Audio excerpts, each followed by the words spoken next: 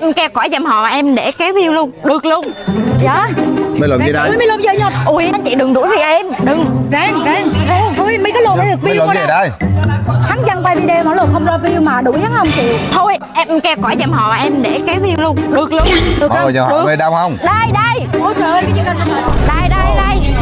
Nó nói chung về cái vấn đề mà chú thấy cháu của mình nó lên lại á là chú ok hỏi lại liền với lại anh Khánh gì quên rồi Thôi Khánh nói y rồi đó. chú là sẽ thở lại Tim nghe, thở tim nghe. thở tim thở lại Thấy chưa?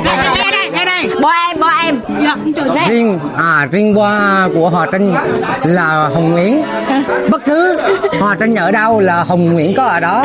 Bo của con mà Là bo em sẽ follow à? Dạ đúng rồi, follow. Có mặt em là like hết. bình luận ha. có Rồi, chị nhận em. Dạ đấy. Thật tốt. tốt con mang vui vẻ ok.